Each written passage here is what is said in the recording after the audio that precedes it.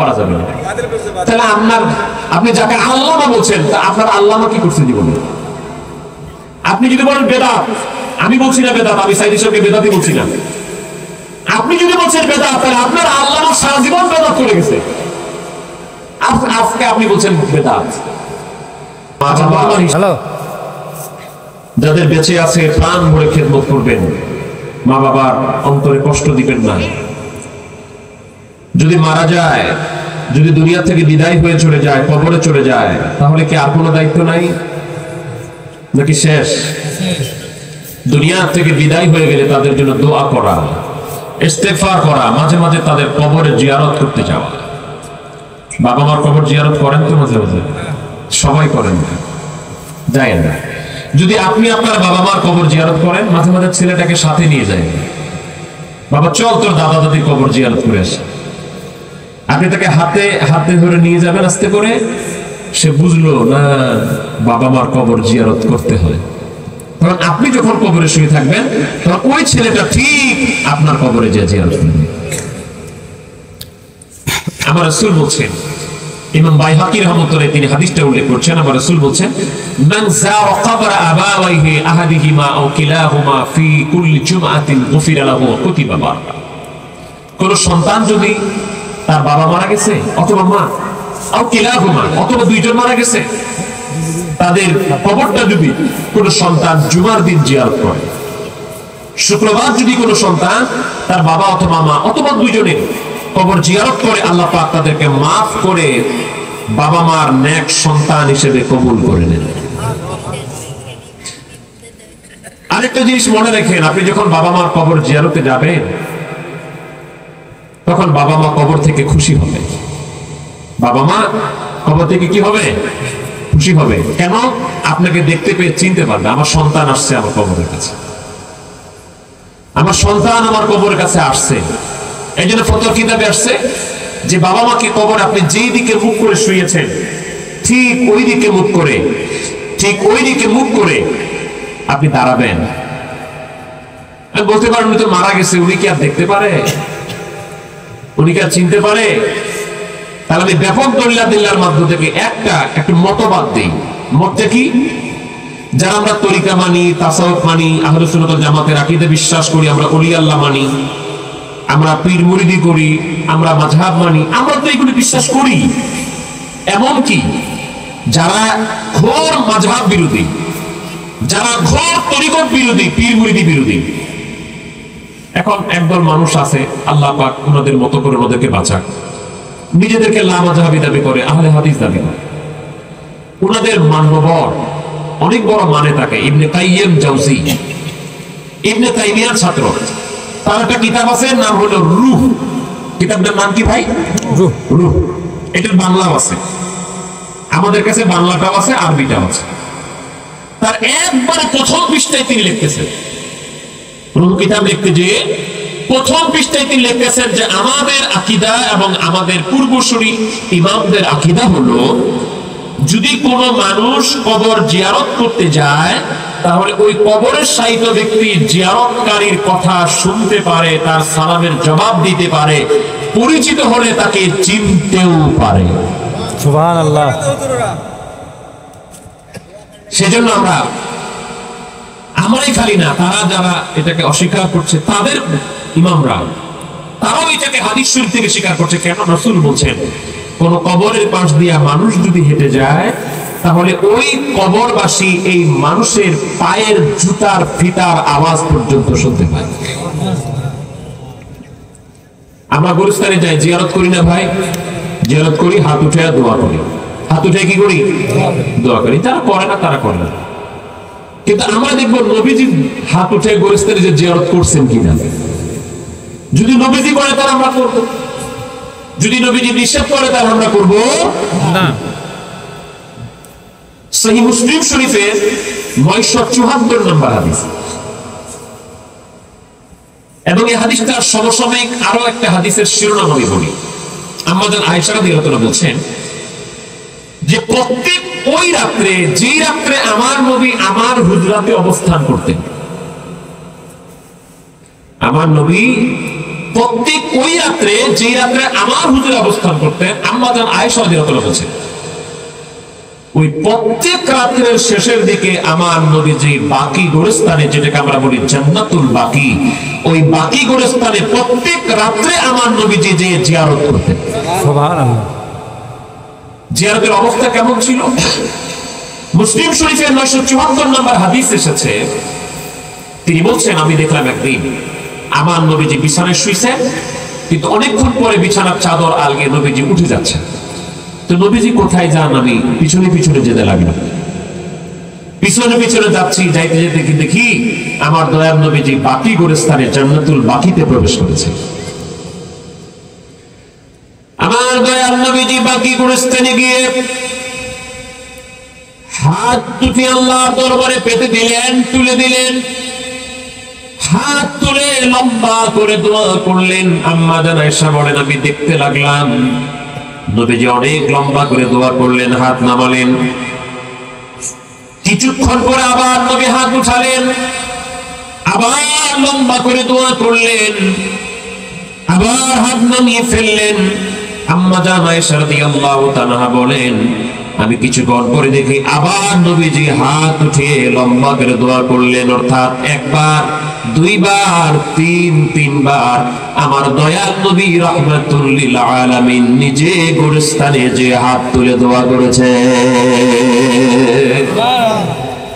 তাহলে আমরাও কি করতে পারবো? 100 বার পারবো, 1000 বার পারবো। নবী যেহেতু গোরস্থানে যে হাত তুলে দোয়া করেছেন, আমরা অবশ্যই সেখানে যে হাত তুলে দোয়া করবো। এখন একটা মাসালা আসছে নতুন, দোয়াটা কি কবরের দিকে ফিরে করবো না কাবার দিকে ফিরে করবো? এটা নিয়ে দুইটা মত আছে।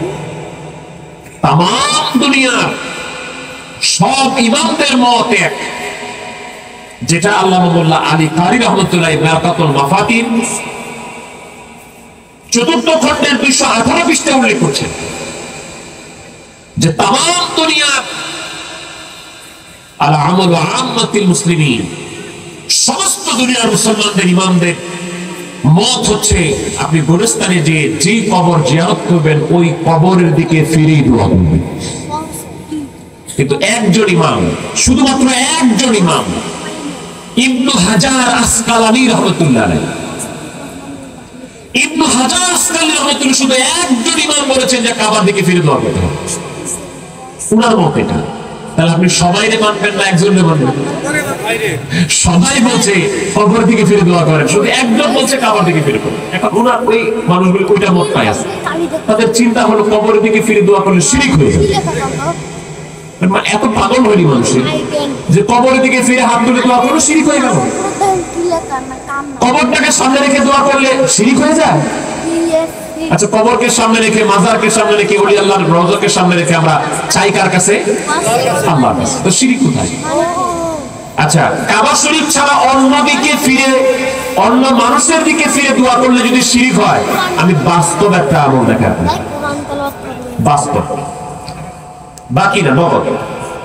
এখন তো অনেক মাহফিলে ওই যারা দুয়াই করে না তাদের কথা ভিন্ন, কিন্তু বাংলাদেশে আপনি সাইদি সাহেবকে দেখেন, সাইদি সাহেব তাফসীর মাহফিলে একবার তাফসীর শুরু করতে গিয়ে দোয়া করতেন, একবার তাফসীর শেষ করে দোয়া করতেন, দুইবার করতেন না? অথচ ওনাদের কিছু ভাই সাহেবরা এখন থেকে বাদ দিচ্ছে, বলছেন না করা যাবে না। তাহলে আপনি যাকে আল্লামা বলছেন, তা আপনার আল্লামা কি করছেন জীবনে? আপনি যদি বলেন বেদাত, আমি বলছি না বেদাত, আমি সাইদি সাহেবকে বেদাতই বলছি না। আপনি যদি বলছেন বেদাত, তাহলে আপনার আল্লামা সারা জীবন বেদাত করে গেছে, আজকে আপনি বলছেন বেদাত। আচ্ছা, নরমাল হিসাব, সাইদি সাহেব যখন মুনাজাত করতেন তাফসীর মাহফিল শুরুতে একবার, শেষে একবার, তখন পশ্চিম কে দিকে না? আচ্ছা, উনি কি যখন দোয়া করতেন তখন চেয়ার ঘুরে নিতেন পশ্চিম দিকে? এখন দোয়া করতেছি পশ্চিম দিকে, কোন দিকে ফিরে দোয়া করতেন? দর্শকদের দিকে ফিরে দোয়া করতেন। আচ্ছা, আরেকটা বাস্তবতা, ফজরের নামাজ পড়েন না? ফজরের নামাজের পরে ইমামরা যখন ফজরের নামাজ পড়ে এবং আসরের নামাজ পড়ে, 2 ওয়াক্তে দেখবেন ইমাম সাহেব, বিশেষ করে আমার বাংলাদেশে ইমাম সাহেবরা ফজরের পরে এবং আসরের নামাজের পরে মুসল্লিদের দিকে ফিরে বসে দোয়া কালাম, ওয়াজিফা কালাম করে, তাসবিহ তাহলিল করে, 33 বার সুবহানাল্লাহ, 33 বার আলহামদুলিল্লাহ, 34 বার আল্লাহু আকবার, বিভিন্ন দোয়া পড়ে, এগুলো সুন্নাত সম্মত দোয়া পড়ে। তারপরে মোনাজাত করে কোন দিকে ফিরে? মুসল্লিদের দিকে ফিরেই করে। আপনি যদি বলেন যে অন্য মানুষের দিকে ফিরে দোয়া করলে শিরিক হবে, তাহলে প্রত্যেক মসজিদে শিরিক হচ্ছে। হ্যাঁ, এই জন্য নতুন নতুন ফিতনা ফাসাদ আমাদের দরকার নাই। এই জন্য তো একজন ওলি আল্লাহ দরকার, একজন অভিভাবক দরকার। না হলে আপনাকে ওটান দিবে ওদিক, কোটান দিবে ওদিক, কোটান দিবে ওদিক, আপনি লাস্টে কইরে শেষ।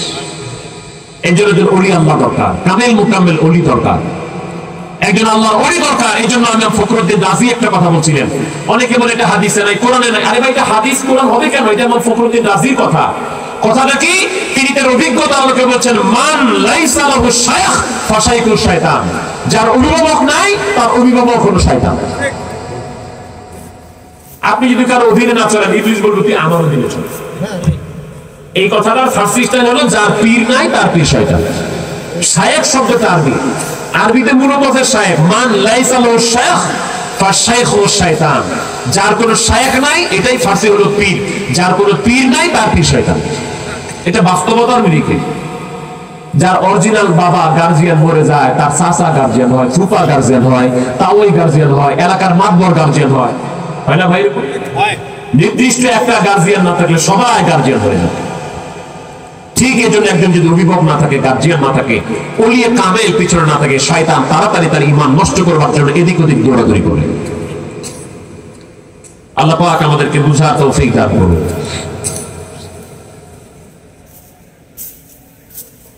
মুজাদ্দিদ আল-ফিসানি রাহমাতুল্লাহ মায়ের কবর জিয়ারতের একটা জিনিস আমি বলে শেষ করে দিচ্ছি। আপনারা কিছু কথা শুনতে চাইছেন দেখে আমি এবার শুরু করলাম, তবে বেশিক্ষণ না, 2-3 মিনিট। মুজাদ্দিদ আল-ফিসানি রাহমাতুল্লাহ, যিনি এই আমাদের তরিকার আটরশি, জানেন না আপনারা? নাম অনেক জাকির ভাই আছেন, অনেক নতুন মানুষ আছেন যারা আটরশির নাম শুনছেন। আটরশিটা কোথা থেকে আসছে? আটরশির পীরের নাম হলো খাজা এনায়েতপুরী। আটরশির পীর খাজা বাবা ফরিদপুরী।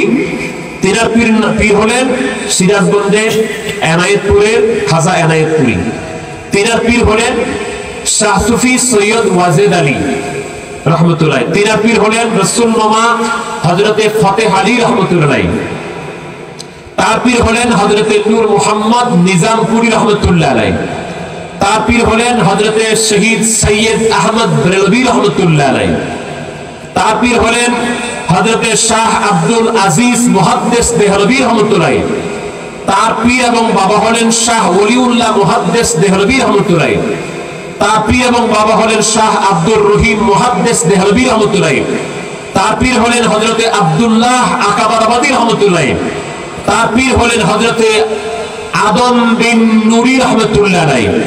তার পীর হলেন ইমাম রাব্বানি কায়ুমে জামানি মাহবুব সুবহানি শেখ আহমদ সিরহিন্দি ফারুকি হযরতে মুজাদ্দিদ আল-ফিসানি রাহমাতুল্লাহ আলাইহি।